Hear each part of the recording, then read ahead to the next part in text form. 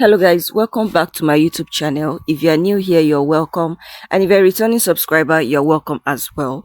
In today's video, we are going to learn how to cut a 6 pieces blouse with a standing collar. So if this is something that interests you, consider to watch this video to the very end. Make sure you subscribe to my channel, give this video a thumbs up, and share this video so that others can watch this tutorial. So let's get right into the video. So right here I have 1.5 yards of sample lace material here, and I'm going to be using this without lining, but if you want to add lining to yours, it's totally fine. So here is my pattern paper, and the first thing I'm going to do is to mark the starting point line. After marking the starting point line, you are going to take your blouse length. Now my blouse length is 23 inches, and then I added extra 1 inch for hemming allowance. So from there, I'm going to be taking the shoulder to the bust point of about 9.5 inches, and my under bust of 12.5, and my half length of 15 inches. My actual waistline is 16, but I want to use my half length of 15 inches. Okay, so you're going to extend the mark to the other side, and then you're going to roll everything together.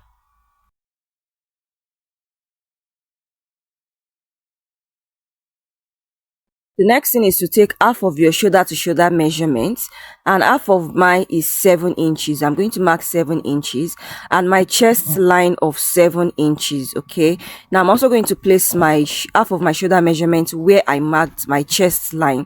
So you're going to extend that chest line up to here, and then you're going to roll all the marks together.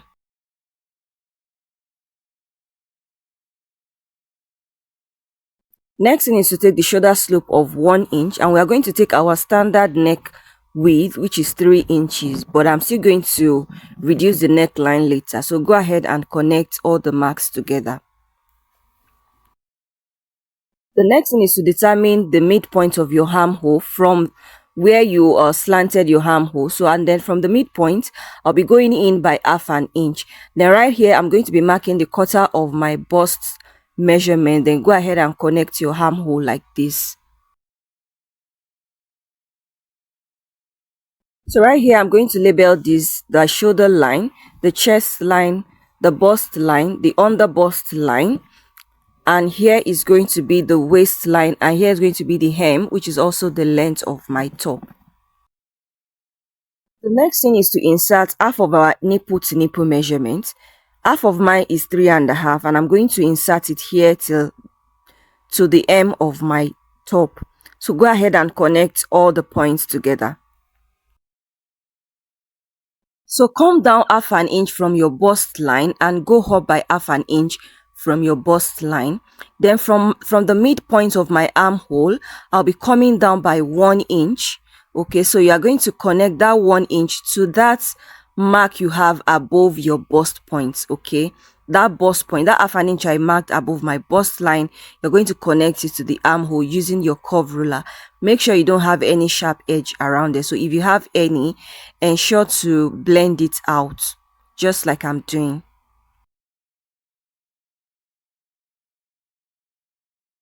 So the next thing is to take 1 inch on both sides of my dart at the under bust line. Okay, I took 1 inch on both sides at the under bust line. Now at the hem line, I'll be going in by 1/4 inch on both sides. Okay, you are taking 1/4 inch on both sides, then go ahead and connect the lines together. So the next thing is to use my curve ruler to also curve from my under bust to my bust point, from that 1/2 inch below my bust point, so that you won't have sharp edge around there. So I'm going to extend the armhole area by about 2 inches. It's better to have excess than to have shortage. So when you're done stitching, you're going to recut your armhole. So right here, you are going to be recurving your armhole. So I'll be using a neck depth of 2 3/4, okay, and a neck width of 2.5, because I want the standing collar to be a bit firm on my neckline. I don't want it to be too wide. So the next thing is to start taking the quarter of your bust measurement plus your side seam allowance. you're going to repeat the same thing at the under bust. Remember to add all the dart intake you are taking off. You're going to be adding it back plus the side seam allowance.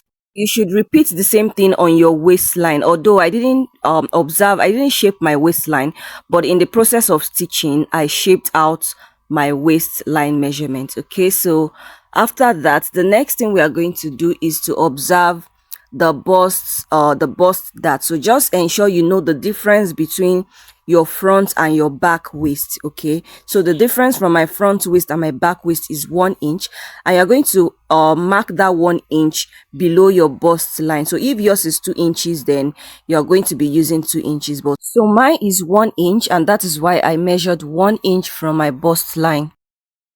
Now what I did is to open up my armhole darts. So after you've opened up your armhole dart, you also open up your bust dart, because one dart needs to be open for you to close the other one. So right here I'm going to close the bust dart using my gum.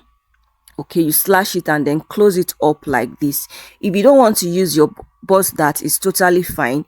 You can still make this blouse without using a bust dart. Okay, it's totally fine. So right here I'm going to reconnect the side mark, because you can see that after closing my dart, one part becomes short. So what you're going to do now is to cut off the dart, and after cutting out, you'll have something like this. So when you're cutting on your fabric, remember to add stitching allowance to the front of your darts. So for the back, the waistline at the back is going to be 14. Remember, the waistline at the front is 15. Okay, so which means if my blouse length is 23 at the front, my blouse length will be 22 at the back. So I'm going to be using a neckline of 1 inch as the neck depth at the back, and the neck width is 2.5, just like the front. So I'm going to extend my chest line measurement here. Okay, and then I'll insert the dart just like I did at the front. Then you go ahead and connect everything together. I'm going to be taking 1/2 inch on both sides at the waistline here, and then you also take 1/4 inch at the hem. Then go ahead and connect everything together. So you also connect here to 1/2 inch before your chest line. Okay, you connected that here. Now we are going to determine the midpoint of our armhole, and from the midpoint you go up by 1/2 inch. Okay, then you connect it to the dart to form the princess dart mark at the back. Okay, so make sure you blend any sharp edge you might have there. So I'm going to extend the armhole by 1 inch at the armhole area at the back. Then you're also going to reconnect your armhole, and I'm going to label this the back. Now at the zipper allowance, we are going to be going in by 1/2 inch at the under bust and at the waistline to remove the zipper bulge. Now from the actual hem, I'll be going up by 1 inch. So now we are going to be connecting the marks together. So this mark is to avoid zipper bulge at the back. So just connect this upward like this, you can see. So we are going to be cutting that part off. So the next thing is to start taking our side seam allowance. You mark the quarter of your bust plus your stitching allowance. Okay, now at the under bust, you're going to be taking your quarter of your under bust measurements, the dart intake. Now that 1/2 inch we took away at the zipper allowance, you add it there. Then you also add your side seam allowance. You repeat the same thing at the waist and at the hem. Then go ahead and connect everything together.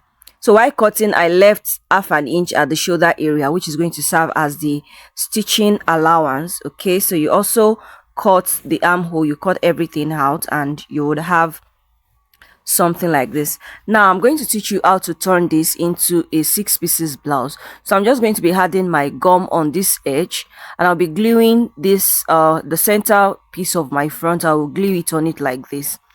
Now I'm going to cut any excess I have around the hem. I'll cut it off. Now you have to determine your half length. Okay, now from the hem you're going to determine how wide you want. So I mark 3 inches, but you can definitely do more than 3 inches. Okay, it totally depends on how much fabric you have. So go ahead and connect that 3 inches to your waist line measurement or your half length. Then you connect it like this. Like I said, you can do more than 3 inches. Okay, now from that 3 inches were marked, I will go in by 1 inch at the hem. Then you reconnect it back like this. okay, so that you won't have any sharp edge around there. So you're going to cut it out. So after cutting it out, you should have something like this. Can you see what I have? So remember, this part is on fold. Okay, it's on fold. So this is what we have. So we are going to be cutting the side front. Now for the side front, you'll be needing the flare on both sides of the side fronts. Okay, just glue the paper to one side here, and you're also going to be gluing another paper to the other side. So this is how you're going to glue. Now after gluing, you're going to be marking 3 inches, just like we did for the other one. Like I said, you can do more than 3 inches, and on this side I'll be marking 2.5 inch, okay, because this is around the side seam, so I'm adding 2.5 to that side. So go ahead and connect to the from the waist to the hem. So after connecting, you're also going to be going up by 1 inch from the edge here, and you do the same thing on the other side. So go ahead and use your curve ruler to curve everything together. So after curving, just go ahead and cut it out. Now everything I did here, you're going to do the same thing at the back as well, but you're not going to be doing it at the part that has the zipper allowance at the back, except you want to make an 8 pieces blouse. So this is what our blouse is going to look like. Okay, you can see that the zipper allowance area does not have the flare. Okay, it doesn't have the flare. So right now I'm going to mark the measurement I have around the neck. I'm very sorry that this is blurry. Okay, so around the front neck I have 4.5 on fold, which means when I open it up I will have 9 inches, and at the back I have 4 inches on fold, which means when I open it up I would have 8 inches. So altogether I have 17 inches, and you are going to be measuring the zipper allowance with the back neckline. Okay, so right here everything I have altogether is 17 inches, and half of 17 inches is going to give me 8.5. Okay, so I'm going to be marking the 8.5 like this. So how high you want the collar to be? I want 1.5 as the height of the collar. So you're going to mark everything like so. Then you connect everything together. So half of my front neckline is 4.5, so I'll be marking that 4.5 from the folded parts. Okay, you mark 4.5 from the folded parts. Okay, and that folded part is the part that falls to the neckline. Now from here you will go up by 1 inch. Go up by 1 inch because the front neck is deeper than the back neck. Okay, so that is why I marked 1 inch upward here, and then you are going to curve it. So this curved part is the part that is going to be stitched around the front neckline. So what I will do now is to remark the collar height of 1.5 inch up to where you still have the 1.5 inch. Okay, just follow the curve like this and mark 1.5. So from this part, okay, you now go up by 0.5 inch because it was not looking straight again. Okay, so you need to curve it so that it can be slanted, because our neck is not straight, it has to be slanted. Okay, so you cut it out like this.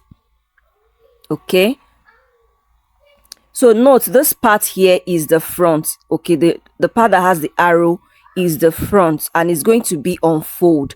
So what I will do now is to cut out our bodies first, and you can see that as I'm cutting, I'm adding 0.5 inch stitching allowance to the front where I have my darts. Okay, so that I would have allowance to join all the pieces together. Now this is my collar. Okay, the part that has the arrow is going to be the part that is folded, and you'll be cutting 2 of this collar, and you should have stitching allowance on both sides of the collar, as you can see. So I'll be cutting 1 more for this. Okay, you have 1 more. So I'm going to be showing us how to stitch all of this together in my next video. So please consider to subscribe to my channel, turn on your notification bell so that when I post my new video, you get notified by YouTube. I'll see you guys in my next tutorial. Bye.